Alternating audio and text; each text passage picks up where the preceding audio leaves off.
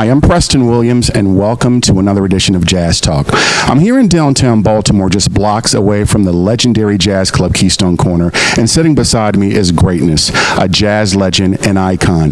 This gentleman has been on the music scene for over 60 years and has worked with every major jazz artist there is. As a matter of fact, to this date, he has over 2,200 recordings, making him the number one. I wouldn't say number one, but he basically is probably the most recorded bassist of all time, and it's an honor to have him on the show today. Please welcome the legendary Mr. Ron Carter. Welcome, sir. Good man. Good to see you. You know, one of the reasons I say this is that I spent a lot of time with my friends getting this straightened out. I always felt a little uncomfortable when they would ask me about how many records I made, and I would guess a number because I never figured it out. But I started getting more and more embarrassed because if someone sat down and figured it out, how far off would I be?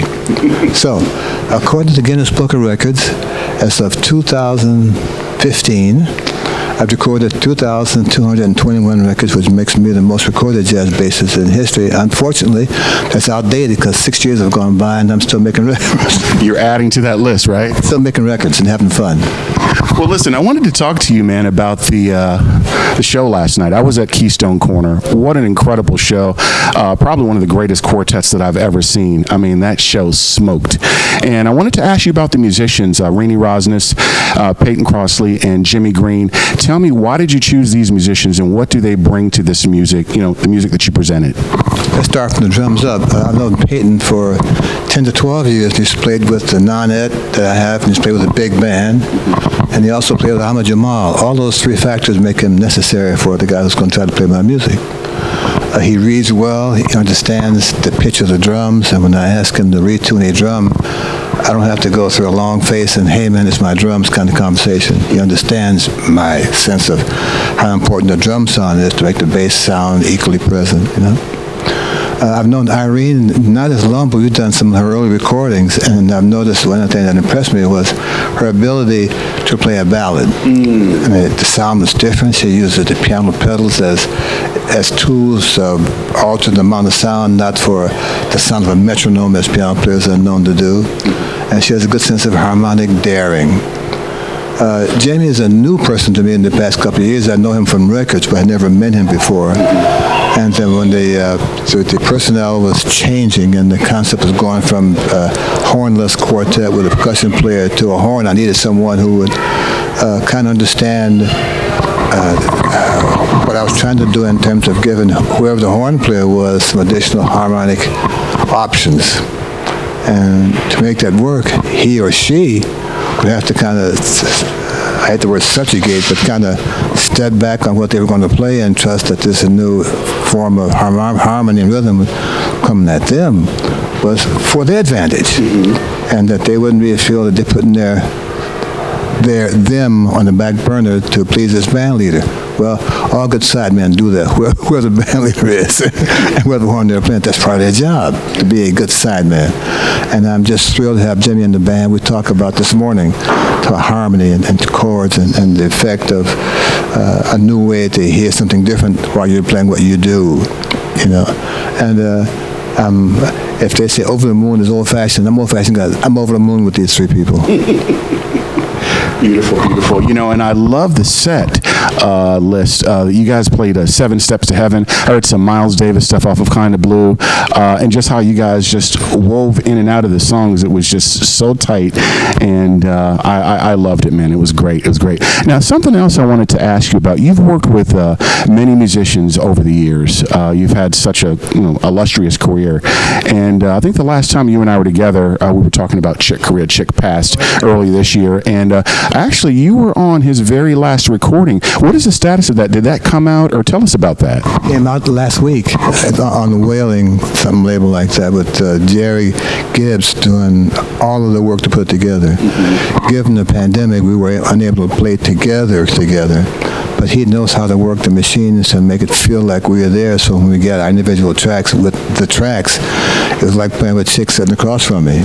And we talked about it, what he needed, and had a chance to make a couple of extra takes to get the phrasing he really wanted and to get the notes he wanted me to play. So unbeknownst to all of us, that would not be his last live performance, but it's an honor to know that I was able to stand on the shore and wave him goodbye to the next life.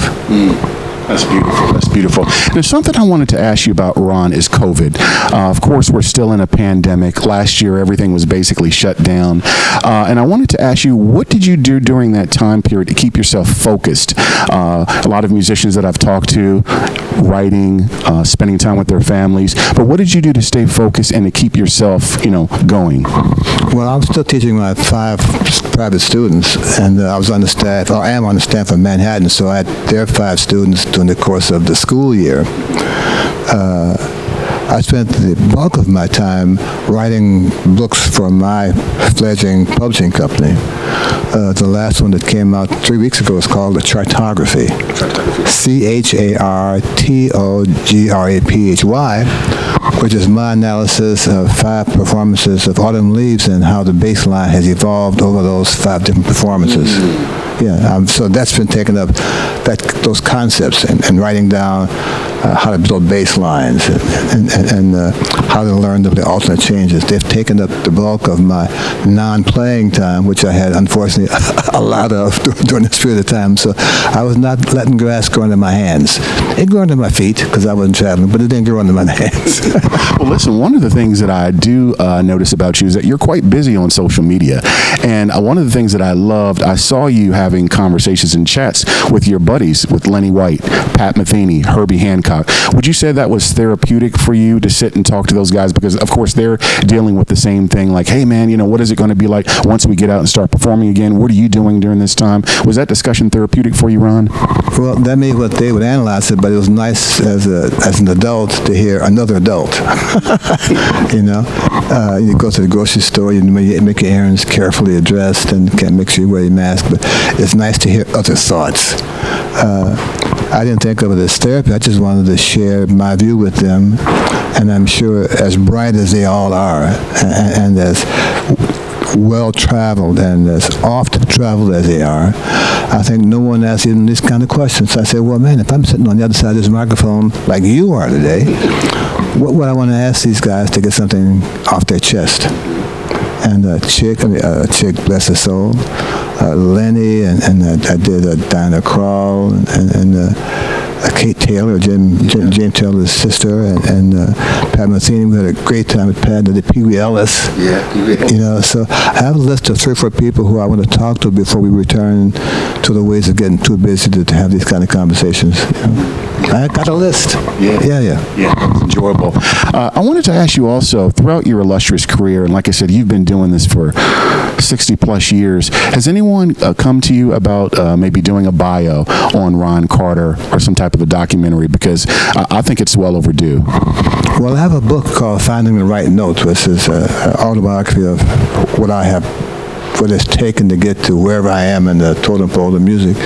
And my friend is doing a film biography, which we will hope to have completed by this time next year, given the amount of movement will be allowed with the pandemic.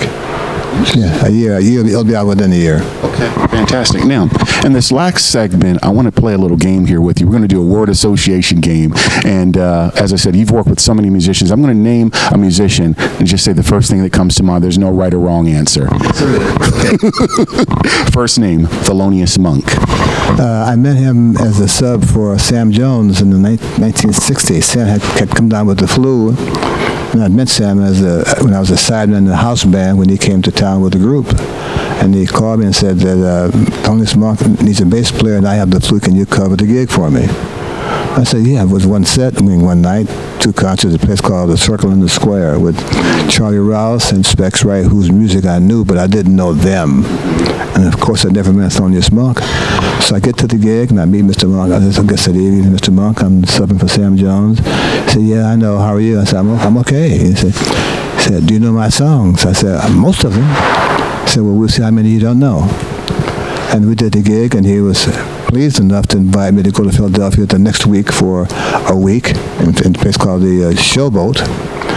We commuted every day because I was still going to Manhattan at night during the day. So we'd finish the gig, 3 sets at 1 o'clock, 2 o'clock in the morning. I'd get in the car, drive back to Manhattan, get there about 3:30, 4 o'clock or so.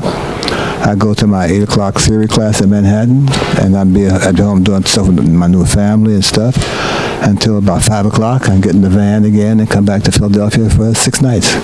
An amazing lessons for me. Yeah, incredible. Next name, Miles Davis. We all miss him. And several things come to my mind when I'm asked that common story. One was I never got involved in his personal life, and I would never dare to answer questions that people assume that I know the answer to. And I assure them that I don't know the answer to those questions. But if I knew, I would not share them. The second thing is when we did talk, it was about things non-musical. We talk about sports. He was a very boxing fan. We talk about the stock market. We talk about the black politicians in Harlem. We talk about the boxers he knew. We talk about going to the driving range and hit golf balls when we had a day off. Or he liked to swim, so I'd go to the swimming pool. So our conversations were, while not musically related, they were related on another personal level. And I thought that since we never talked about music, he understood two things. One, that I had an idea of what I was trying to do, and he probably not the best person to tell me don't do that. And two, that I had a pretty general view for someone of my age and my intellect, that I could hold a conversation that didn't have a B-flat 7 involved. And I appreciated that and loved him for it. Yeah, that's beautiful. Next name, Sonny Rollins. I worked with Sonny Rollins the first time at the half note. It had just moved from the half note where I trained and trained and Monk played all the time. They made the record 4x5 at the 5 spot, something like that.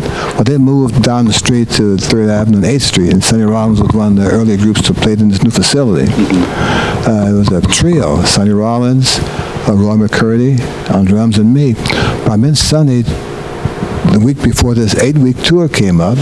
Gig came up because he was in Philadelphia working with his band with Spanky the Breast, was a bass player, and he thought that maybe Spanky had gone as far as he could go with Sonny, or vice versa, and he called me to see if I could make a gig with him in Chicago at one of the big clubs in Chicago at the time. I said, sure, I'm off, So we meet in Chicago, and we play a matinee from like 4 to 7. And the nightclub was like 3 sets, no piano, bass, drums, and saxophone. The matinee was like 2 sets, 2 sets of 4 tunes, and the night was like 3 sets with about 6 tunes. And one of those tunes, Art Blakey sat in for the last tune of the set. So it was just me and Sonny most of the night. And what a really learning experience for me. And then we made a couple of records called Now's the Time with Herbie and Roy McCurdy. Some really nice records. Beautiful. Yeah. Next name, Wayne Shorter. I knew of Wayne. I met him doing one of the Jazz for Modern show when he was playing with Maynard Ferguson's big band. The band had Slide Hampton in it, a really good band. And I knew him as a writer more than a player. I also knew his brother Alan Shorter, who played trumpet. They were at Howard when my late wife was. Wayne's compositions to the band brought another dimension to how we were all trying to find what to do with the music. And again, one of the things when people asked Wayne about the band, he said that Ron Carter brought the sound of the bass to the group. And I'm forever taking a quiet bow to him because he understood part of what I was trying to do. Yeah, beautiful. Next name, Mccoy Tyner.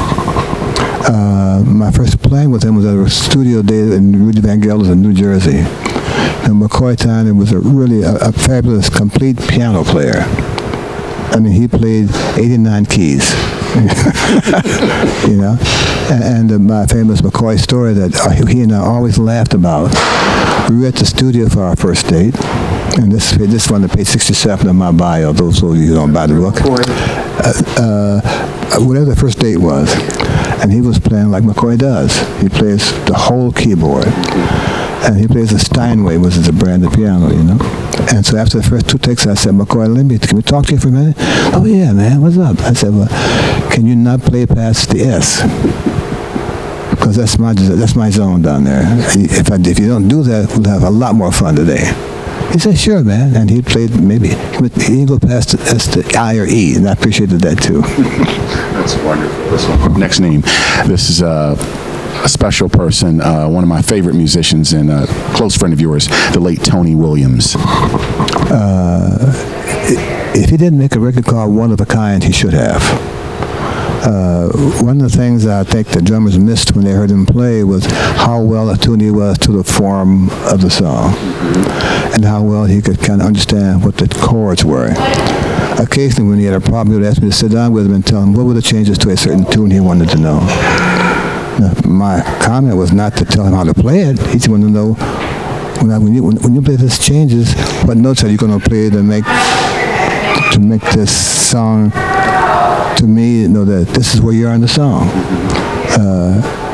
And he also understood how important the sound of the drum was to the bass range. And when I said, Tony, that bass drum is whopping all my notes from the open A down. Can you not do that? Can you find a note? He said, what's another note? And I said, well, a C note, or a bank note, but that note you're playing, don't do that anymore. Well, that's better. Next name, Oliver Nelson. Oliver Nelson, I met him along the way, like we meet great arrangers at studio dates. One of the early dates we did was he did a quartet date with Oliver Nelson, Steve Kuhn, and Grady Tate. And one of the songs we played was Elegy to a Duck, that contained all Oliver's favorite sequential kind of solos, which are a mastermind of thought. Anyway, after the date, he said, I should talk to him. I said, okay. I thought I'd either get a raise or my salary get cut. So I go, yeah, what? He said, the date was at 2 to 5.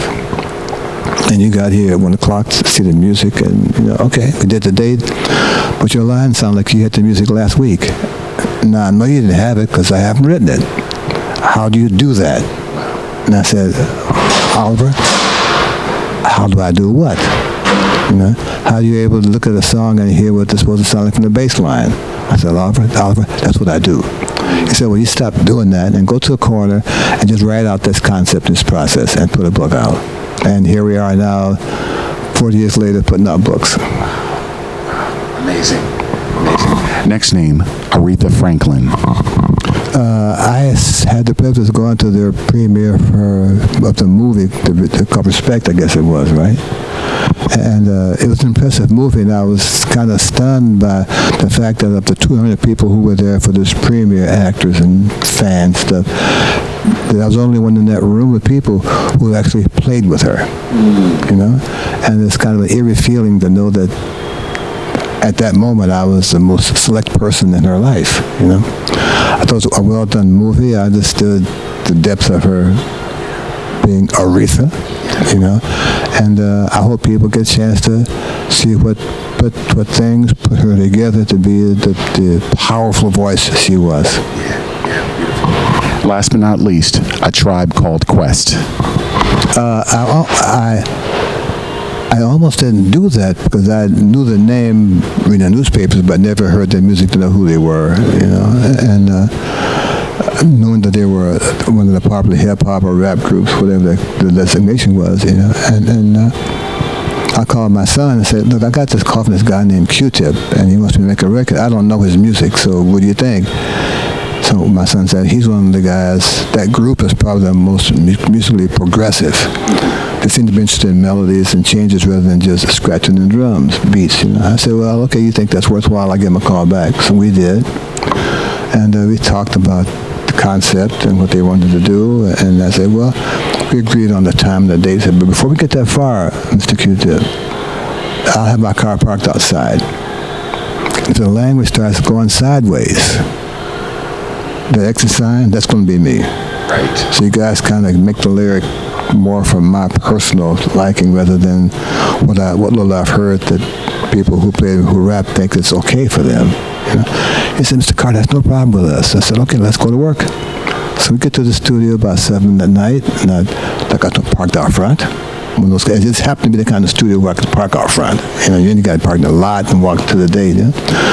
And I did not leave the key in the car. I'm in New York, too. You know? And we got to the date about 7 o'clock, and we recorded until about 8:30. And I said, well, just read me the poem so I can hear where you're making the commas and your expressions. And I found out what tones in your voice implies would be good to cover your range and not wipe you out with my dark notes or with my bright notes. And we did 2 takes of 2 or 3 poems, and I went home. And the rest is history, huh? Well, they call it the best record of the decade. Incredible. They're really nice guys, too. Yeah. Well, Ron, listen, I want to thank you so much for being on Jazz Talk today. It has been an honor. You know, you are a class act, and just thank you, man, for sharing the time and the space. And for those of you who haven't seen Ron Carter, he's going to be at Keystone Corner again tonight, 2 sets. First one, I believe, at 7:30, and then the next one is at 10, and then tomorrow, I believe, 5 and 7 or 5 and 7:30. You can just go to the website and take a look at that. But thanks again, Ron, for being on Jazz Talk today. And as the saying goes, as the music grooves and makes you move, it must be jazz. I'm Preston Williams with Jazz Talk signing off. Peace.